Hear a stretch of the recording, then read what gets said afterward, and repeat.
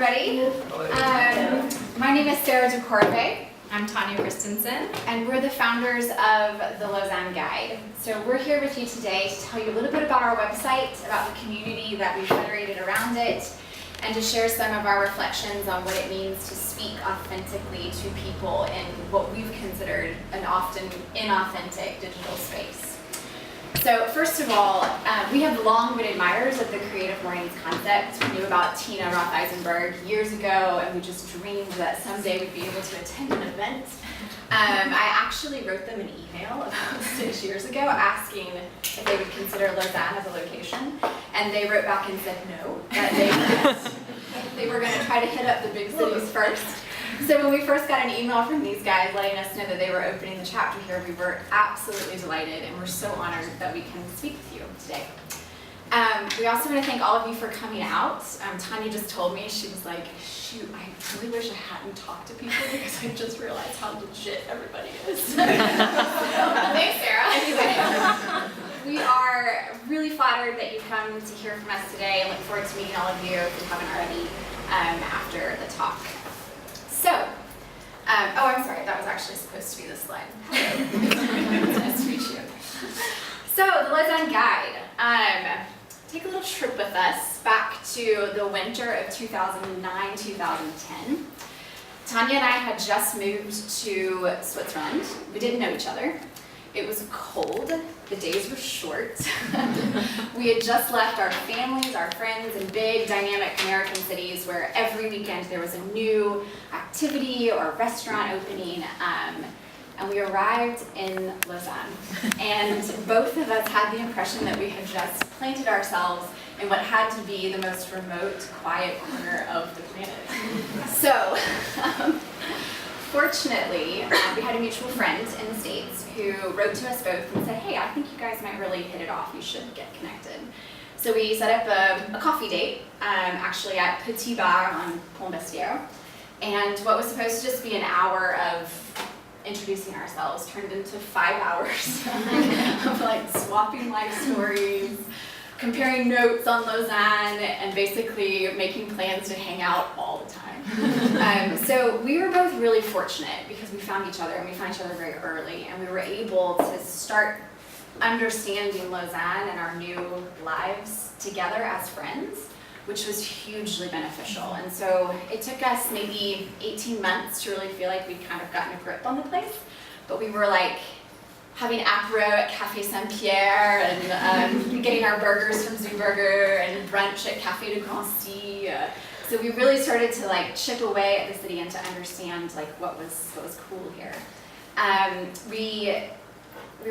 We knew there had to be creative, interesting, cool people somewhere doing cool things, but that really wasn't apparent when you arrived, when you first get here. So we never forgot really how difficult those first months were and how lonely and scary it can be to arrive in a new place and not have like a reference point for how to get started on building your life.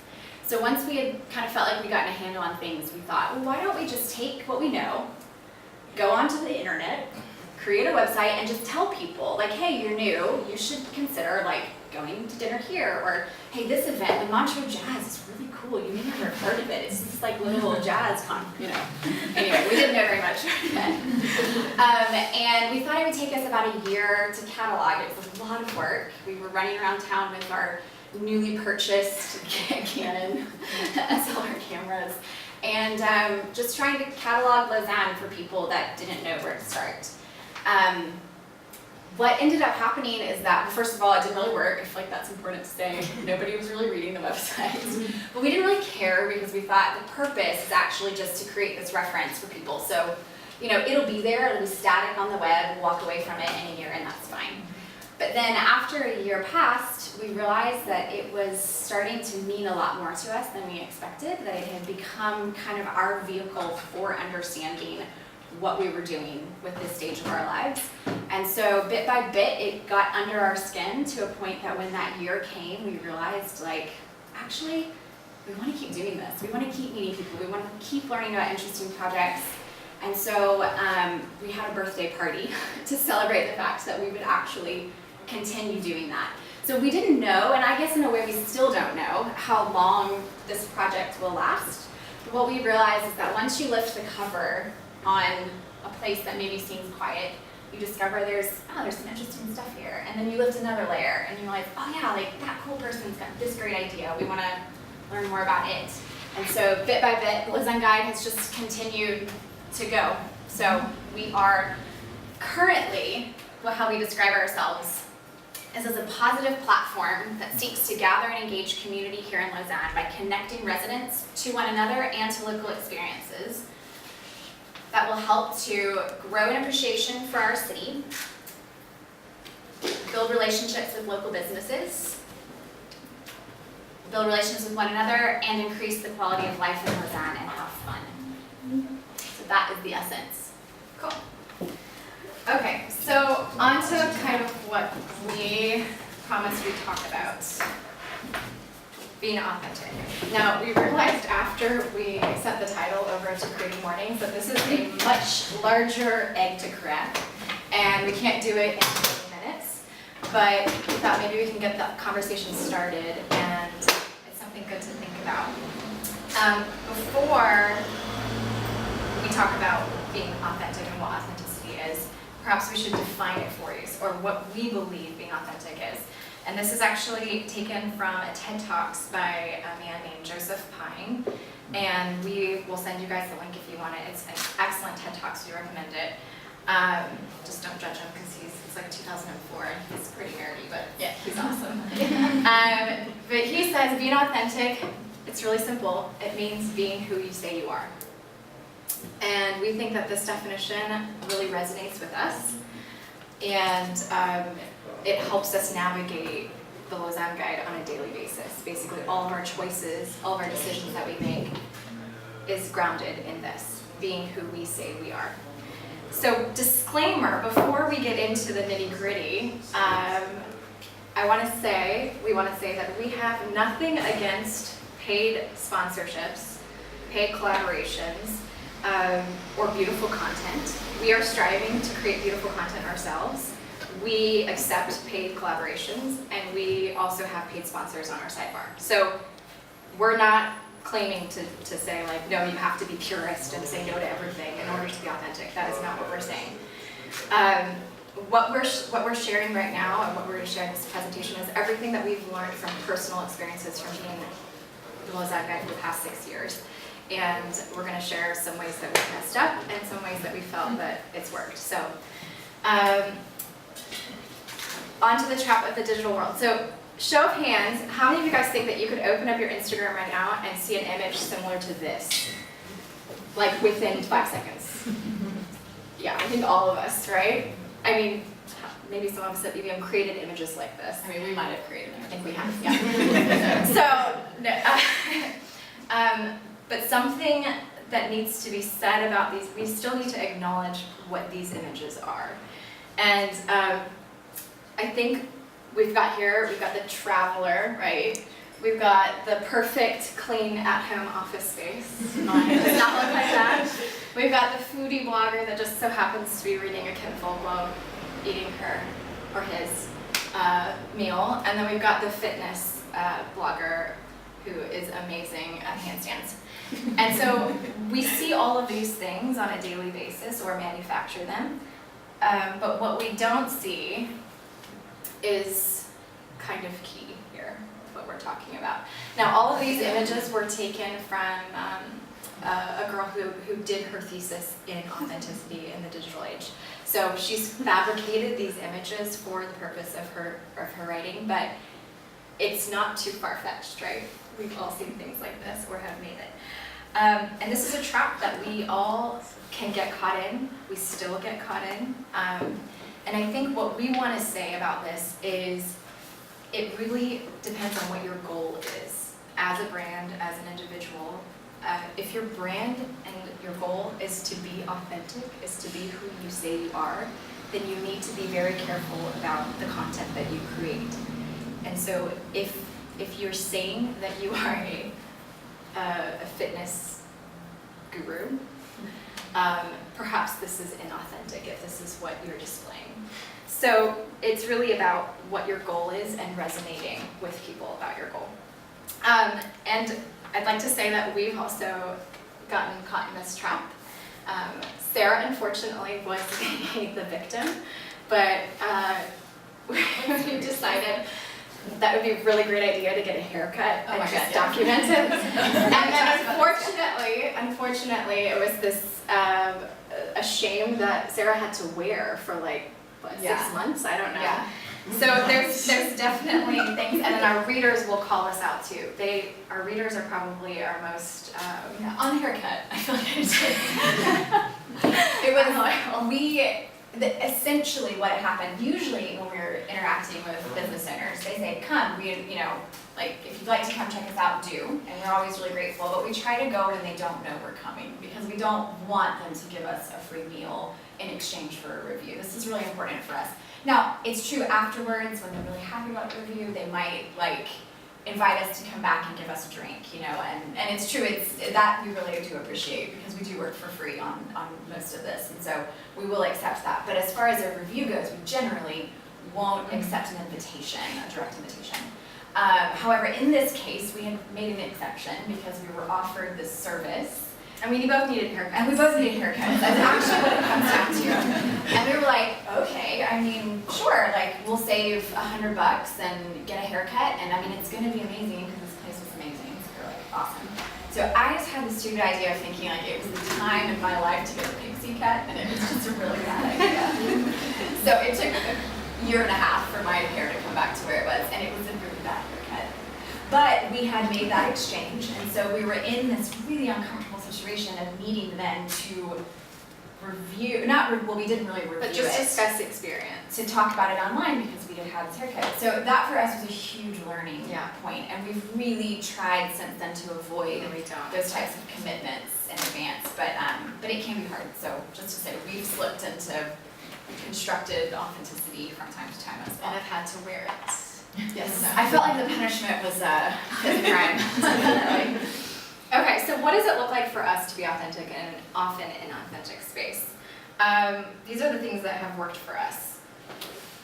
So the first, we would say have a human voice. Now I know this sounds extremely simple, but it's not as simple as we think. One of the examples of this is recently we've had the opportunity to work with a large corporate company because we also do some consulting on the side. And they came to us because they liked our tone of voice. So they were readers of the Lausanne Guide, which still blows our mind that people read us. But they were readers of the Lausanne Guide, and they just liked the way that we wrote. They liked the way that we connected with people. So they asked us to come and help them recreate their voice and create content that could speak to humans, which, and when we were looking at the previous content that they were creating, it's true, it was very sterile, it was very manufactured, it was corporate speak. And so we had this opportunity to come in and talk to them. And what you need to think about is every piece of communication is destined to be a human, to a human, it's destined to a human. So how can you speak to them in such a way that resonates on a human level? And I think a lot of times it just comes down to you thinking about yourself on the other end of the spectrum. So does this resonate with me? Does the person speaking have empathy? Does the person speaking also experience the things that I experience on a daily basis?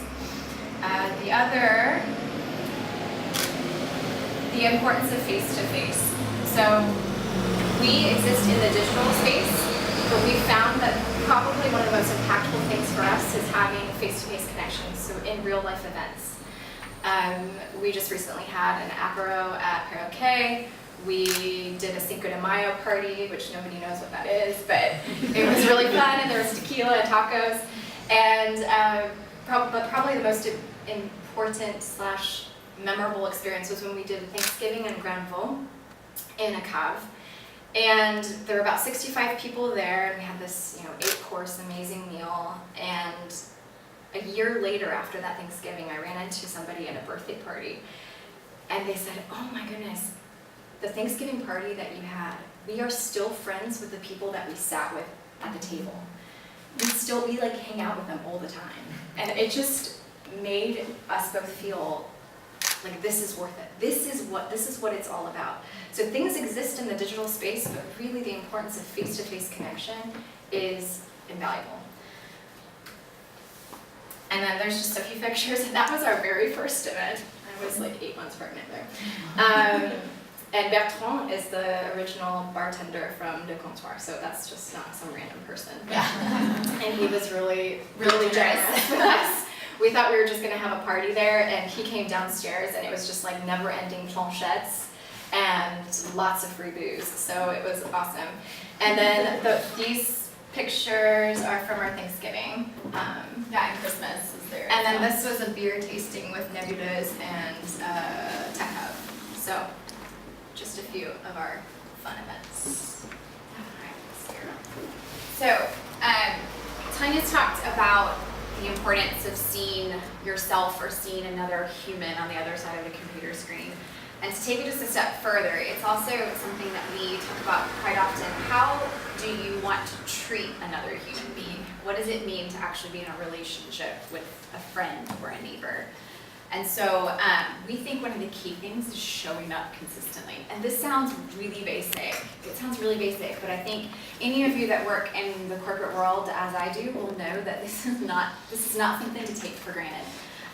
The idea of actually treating your reader or your customer as though they are someone that you respect and that they're not just a piece of data, but they're actually a human being. So for us, showing up consistently has meant that we want to be with our readers twice a week, and that is on Monday mornings. We show up with a list of events that people can attend, because we know that on Mondays everyone's a little bit depressed because it's Monday, and you think, you know, what can get me excited about this week? Well, come to the Lausanne Guide, and we're going to give you a list of all the great activities going on in the area.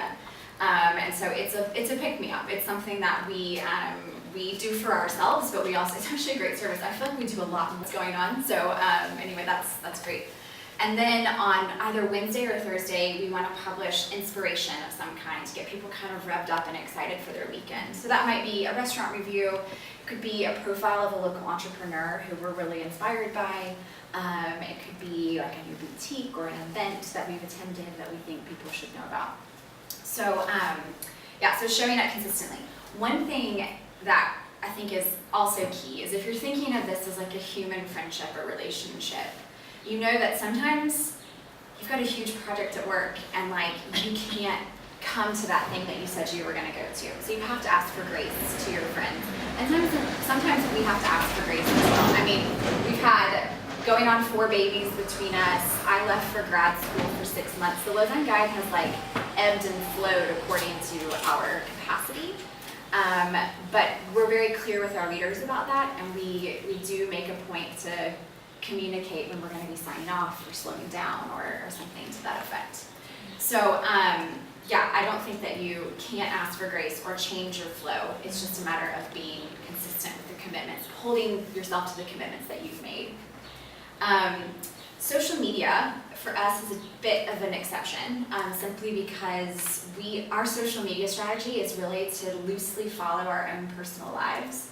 And so we don't want to say that we're at the Mantra Jazz at 2 in the morning if we're not at the Mantra Jazz at 2 in the morning.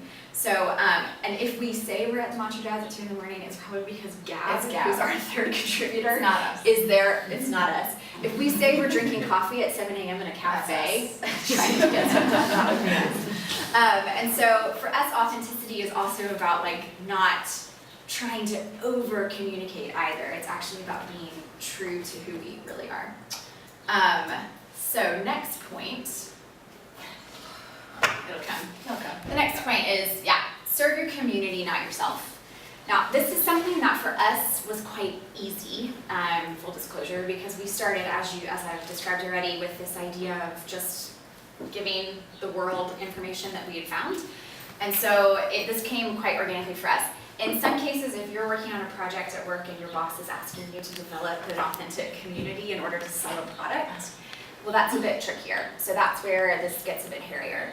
But certainly what we've seen is that if you look for a way to add value to other people's lives rather than add value to yourself, that's one of the very best ways to get started developing an authentic and engaged community.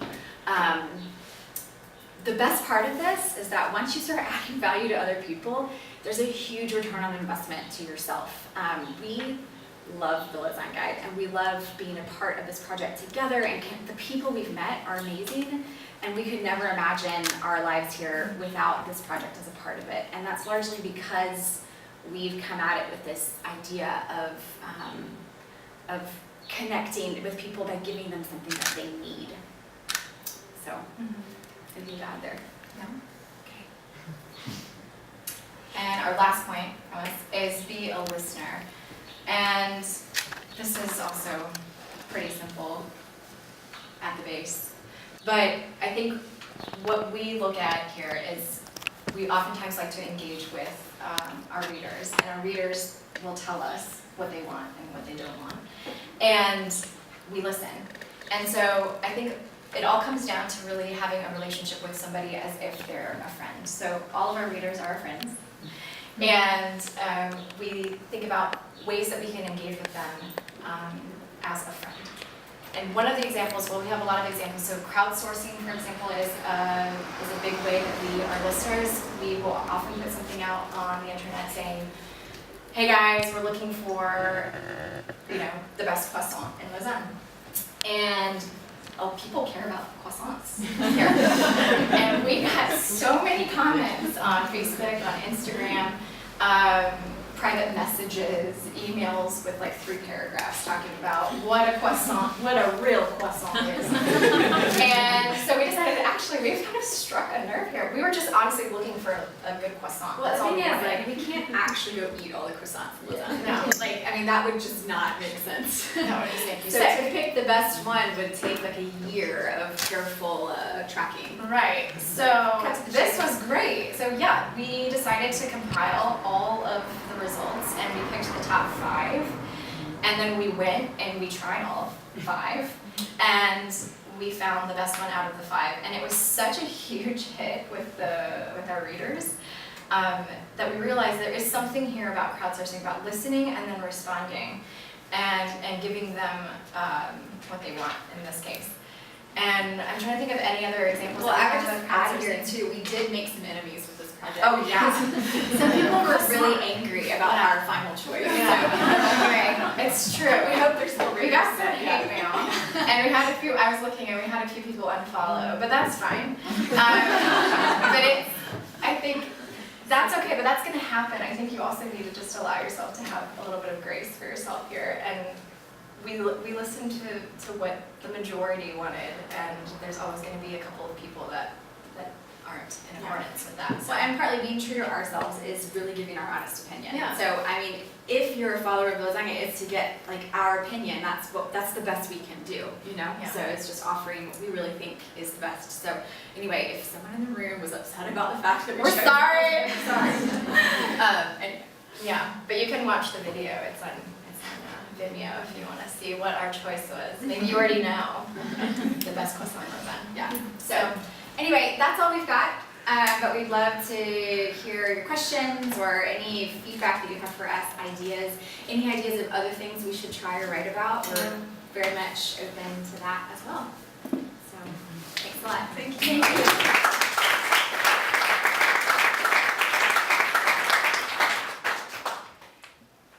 Any questions? Was this your first digital project? We both had blogs independently. Yeah, and I work in. But yeah. I work in digital communications as well, so I definitely had some experience. But I wish he was here today. Gab, we're writers at our core. Well, essentially, Tanya studied English and I studied politics, and so we can write a lot about very little. In fact, our first reviews, we've since gone in and shortened some of them, but our first reviews are like novellas on Café Saint-Pierre, here is We get 2,000 real words. poetic. Yeah. Anyway, lots of imagery. But yeah, so that's our background. Gab, who is Gabe Garcia, is our third counterpart. He joined us a couple years ago. And at the beginning, he was just a colleague of mine, and so I would just like go over his desk and be like, "Hey, you busy? No, great. Okay, so according to this Google form, I need to change a CSS. I don't know what that is or where to find it. So like, what do I do here?" And he would just kind of step in and like help us navigate. He taught us a lot about like websites. He supported us a lot on photography, and now he just kind of, I don't know, he does a lot of things, but he's also just there to help us create templates for PowerPoints. So, yeah. But first, like, personal. Yeah. And I would say that now we really are much more competent and confident in that space. But it was nice to be able to develop our professional skills through a personal project as well. So, I mean, I certainly use all of this in my day job as well. Girls, I have a question about, let's say, competition. Of course, as you said, you started and then it was a bit of this guide and etc. And then 2018, I think your community is probably the community of 2-3 other bloggers in Lausanne, which will also claim to know the same places or have the same sort of ideas, let's say. Do you monitor that, or do you try to stay away or close to that? And That's a good question. Yeah, The best. I'm a little bit more competitive than She's- Tanya. I mean, sometimes I can get a little bit feisty, but she always brings me back. I talk her off the ledge quite often. But it's mostly, it's not in terms of other bloggers finding things in Lausanne, etc. We actually love that there are more bloggers here, because it's bringing, with competition, there's always going to be more growth, and there's going to be more dynamic places that start popping up, etc., etc. But I think we're more for the mindset of joy. I mean, this makes us sound like we're just so nice, but we want to be friends with them, and we're like, you're so bad. We oftentimes will reach out to them, we'll invite them to things, We all know each other. we all know each other. It's so small. I mean, there have been times where somebody will get to a review before us, and I mean, That's it. that hurts a little bit, Yeah. but that's okay. I think we're really at the point now where we're a little bit different because we're a guide. We're not really blogging about ourselves, and we don't put ourselves, out there as much. And so it's a little bit different, but we mostly like to stay away from the competitive aspect of it. Yeah. But we definitely monitor it very closely. And I think too, it's changed a bit the way we interact with the content, because initially we were just going to places that were already open. But now there's this like momentum in Lausanne. There's so much more out there than there used to be, and it's changing much more quickly. So there's a sense of a need for speed that didn't exist even 4 years ago. And so I think that's it, is we want to be the first ones to tell you about a new place. We're not always, in full disclosure, but that's where, sometimes I'll be like, Tanya, shoot, they, already published about karaoke or whatever, So, anyway, but it's okay, I'm all right with it. She's all right. Tell us about your upcoming events. What are upcoming events, Sarah? Well, they're quite organic. Yeah. They come as so the Perroquet one, it was supposed to be a mystery at Perro. There's a place that just opened by some friends. And then those plans were thwarted by the city, but we kind of just looked for things as they open, and then figure out if it's a good fit with our brand and our ethos, and then we'll create something on the fly. But we also like to do 1 to 2 bigger events, so it's kind of like Thanksgiving or Cinco de Mayo, and we do have ideas. Yeah.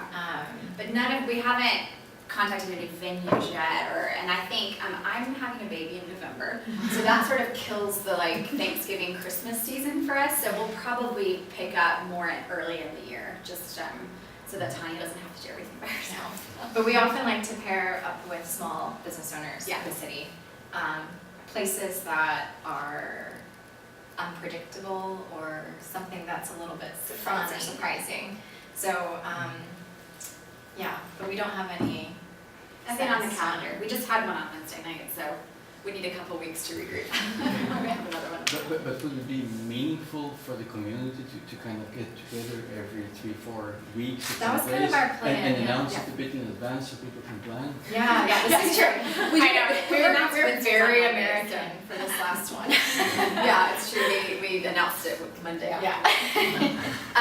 So yes, absolutely, you're absolutely right. And that is, we affectionately call it TLG 2.0, but we do want to become more consistent with events. And we have a friend who is currently our event coordinator, and she is helping us to kind of put some structure around that so that we're more regularly hosting apéros. And then again, as Tanya mentioned, having 2 or 3 big events per year. So look for more structure from us in 2019. And if you guys ever have any ideas, Yes, let us know. please, we We're love always that. looking for, somebody wanted a big slip and slide. Yes. That sounds awesome. We're just looking for the place for that. So I think there was a question here. Yes. What is your vision with the Lausanne Guide? Where do you want to take it in the future? Yeah. Well, yeah. So full disclosure. Let's just be really honest. That's what authenticity is all about, right? The Lausanne Guide, since we do it in our free time, and since our free time, as we've gotten older and have more responsibility at work and more responsibility at home, has gotten smaller and smaller. So for us, really the next step is to find a way to leverage this professionally so that we can actually be able to dedicate more of our time to it, because we feel like if it's really going to survive and thrive in the future, we have to be able to put more of our time towards this project. So we have founded a small company that we haven't launched yet, so you'll be hearing more about that soon. But we're basically making more formal some of our informal collaborations that we've been doing. And we have a couple bigger clients that have come to us, as Tanya mentioned, for tone of voice work and everything. So we're going to have an agency on the side. But the Lausanne Guide will always sit separately from that, because we don't want the ethos of this project to be influenced by the day-to-day in and out of needing to run a business. So.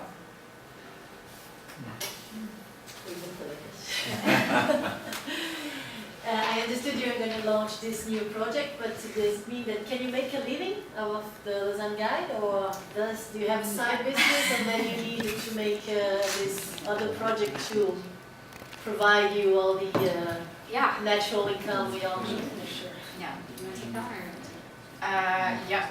Well, the answer is no. We do not make a living from the Lausanne Guide. It's a passion project, and we actually gave a presentation last year at the Chamber of Commerce, and everybody showed up and basically wanted to know how to become a blogger and make millions of dollars. And our first, I think we disappointed every single person in that room. We're like, you just don't.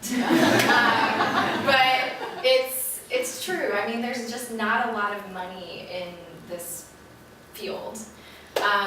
And especially if you want to stay authentic as well. I mean, you can sell your soul and just have, collaboration after collaboration. This is me and this, and this is me and this, and But it's, and that's okay if that's what you need to do. But this isn't what we need to do. And so it's, in a way, we're really grateful because we have been able to protect the brand, because we did say no quite a lot.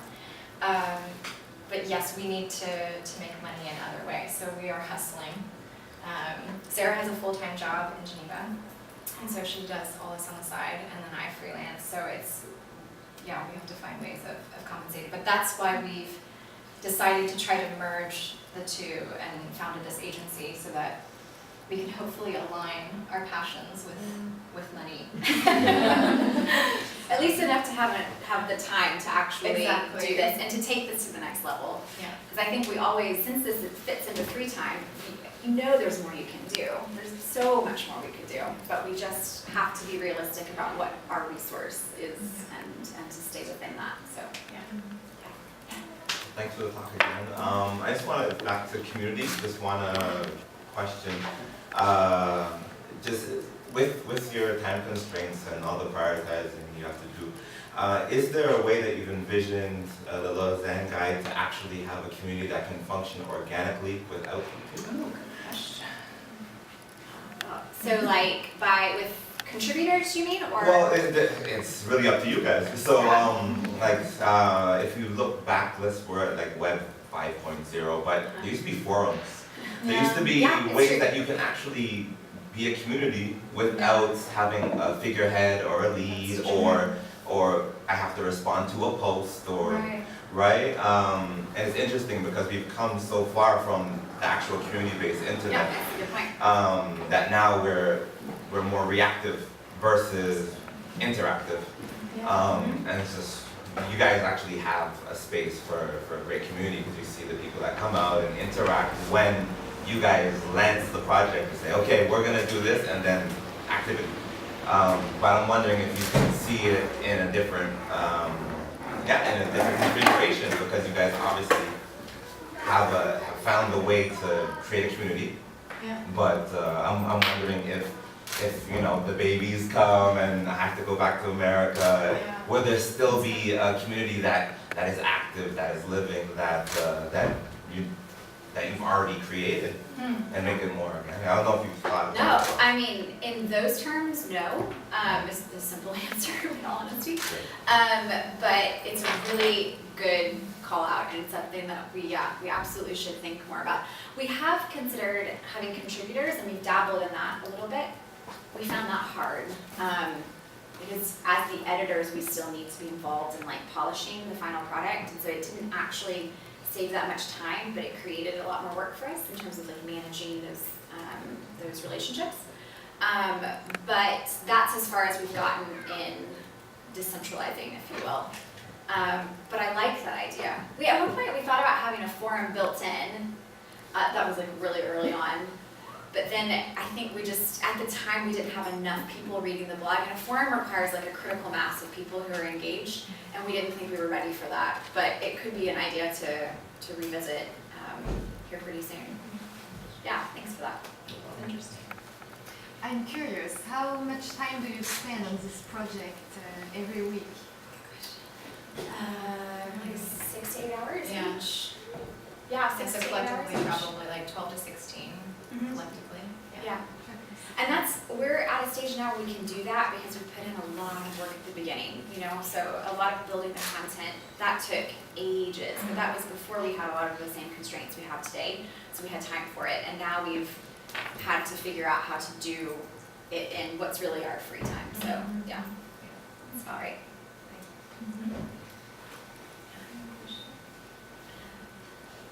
So when do you have free time, actually? I'm just wondering, because I work at 100% and I have a baby, so. Yeah. I know sometimes on weekends I don't have time to brush my teeth until 1 Yeah. p.m. Yeah. So when do you have free time to do that? That's a good question. Yeah, we don't sleep as much as we used to, that's for sure. But Nights and weekends. Yeah, nights and weekends really are when we do this. So what's nice is, if we didn't have a Lausanne guide, we would still be hanging out as much as we could. So we oftentimes would be like, we need to catch up, but hey, there's also this opportunity to review this thing. Let's just do that there. So we're able to take our friendship and to make it business. But it's so fun though, because it's also like, because of the Lausanne guide, it forces us, I think you said this, it forces us to get out there and interact with the city, whereas I'm a major introvert, and this has helped me figure out my grounding here in Lausanne, and has forced me to go and introduce myself to business owners, practice my French, do all of these things that otherwise, me stepping out of myself and looking at Tanya, I'd be like, that is so not you, I can't believe that you're doing this, but it forces me to, so it's so nice in some ways. It's not anything that we resent, and we've actually had a conversation with each other, the minute that we start resenting this, that means something has to change. And so it's really maintained a stayed a passion project for us that we really love. So committing evenings and weekends to it is okay for us. And also we have very supportive husbands who are understanding and get to benefit from the perks every once in a while. So yeah, They're always a little bit surprised when we walk in somewhere and the owner of the restaurant's like, Tanya, Sarah.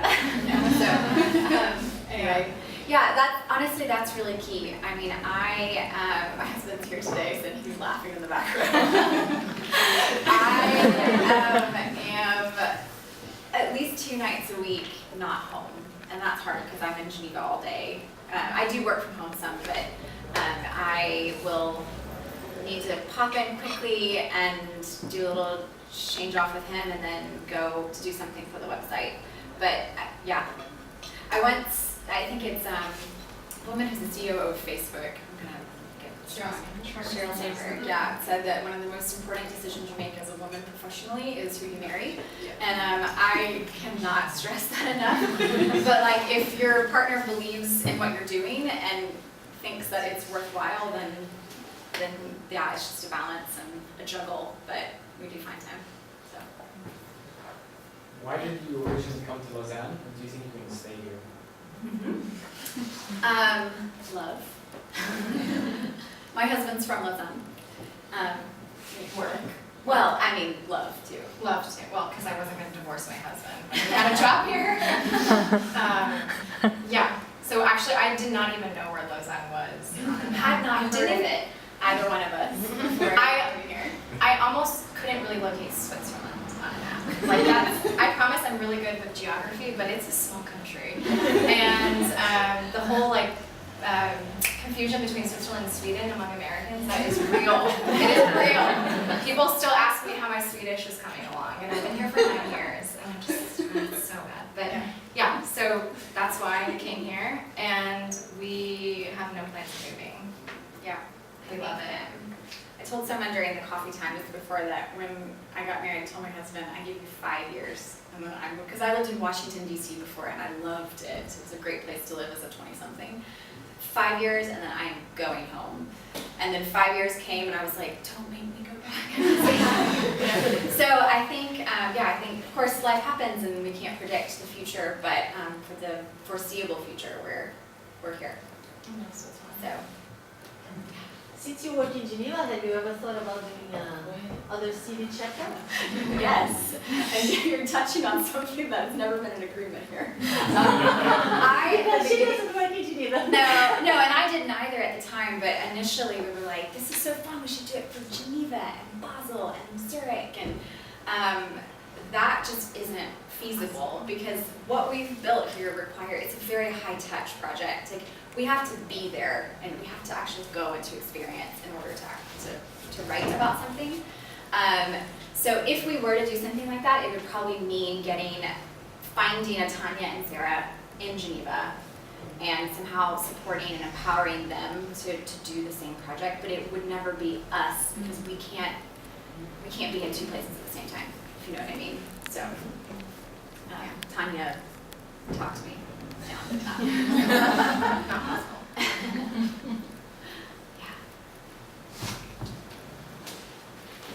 Since today's topic is community, can you tell us a bit more about the story behind how you built a community in Lausanne? I mean, from having just your mom as a reader and then having a people. Sure.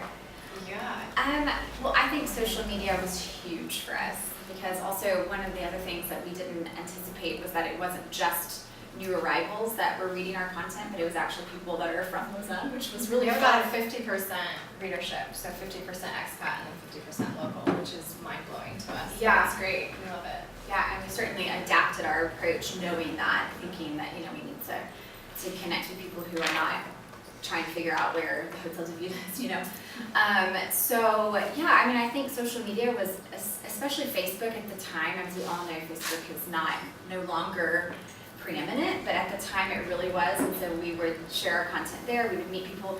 Also, expats are very open and willing because they're looking for connection, and so people would just reach out to us, we would meet them for coffee, and so it really was just it was a combination of being online and really present, but then also being available offline, and then that created a base, and from there I think word of mouth also participated in getting people into our community. Yeah, so it happened really organically, and it still surprises us sometimes when we're walking on the street and someone will be like, hey guys, like, hi. Yeah. And like, you're the ones I'm crying, like, yeah. So it's so fun, but We love that. we do love that. It's very validating. But it really Also a also little embarrassing embarrassing if you like don't have makeup on, and, like your toddler's having a meltdown. You're like, yes, I am the lasagna. Don't look at this part of my life and make any judgments.